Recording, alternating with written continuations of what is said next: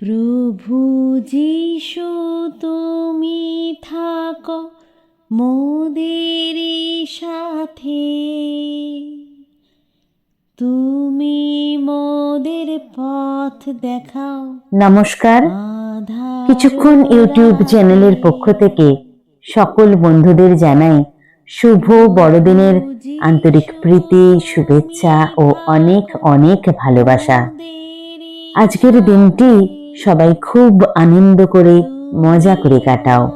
আজকের দিন সকলের জীবনে আশীর্বাদ হয়ে নেমে আসুক। প্রভু যিশুর আশীর্বাদে সকলের অন্তর আলোয় আলোকিত হোক। সবাই খুব খুব ভালো থেকো সব সময়। আজ বন্ধুরা, আমি তোমাদের যীশু খ্রিস্টের জীবনের অলৌকিক ঘটনাগুলির মধ্যে 5টি অলৌকিক ঘটনা পাঠ করে শোনাচ্ছি। শুনে জানিও কেমন লাগলো।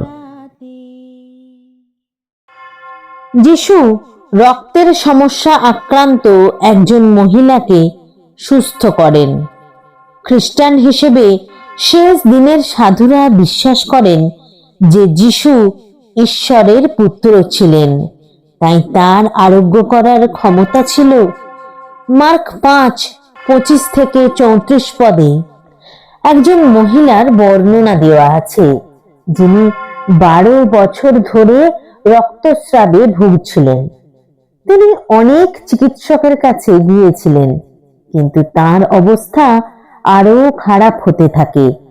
বিশ্বাসে যখন তিনি যিশুর পোশাক স্পর্শ করেছিলেন, তখন তিনি সরাসরি বা অবিলম্বে সুস্থ হয়ে উঠেছিলেন।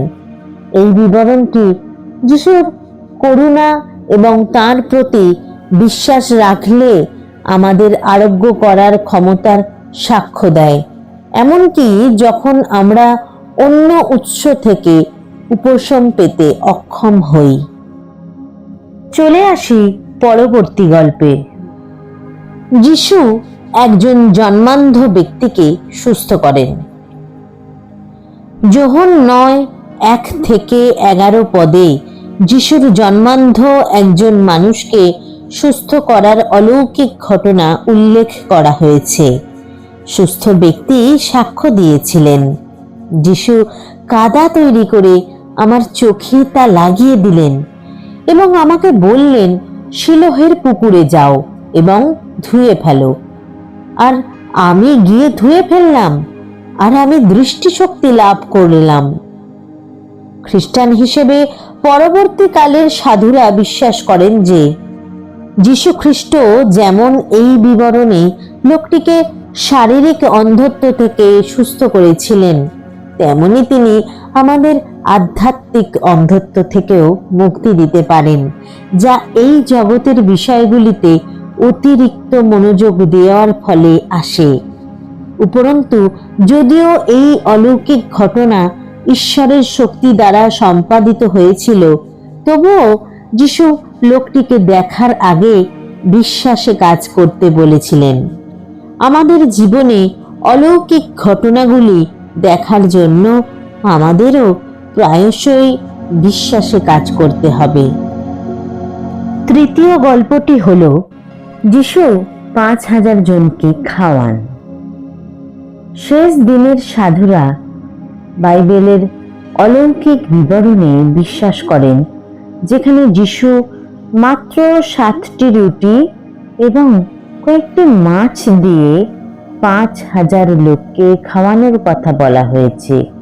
তবে যিশুর শারীরিকভাবে মানুষকে খাওয়ানোর অলৌকিক ক্ষমতার চেয়েও গুরুত্বপূর্ণ হল আমাদের আধ্যাত্মিকভাবে খাওয়ানোর ক্ষমতা।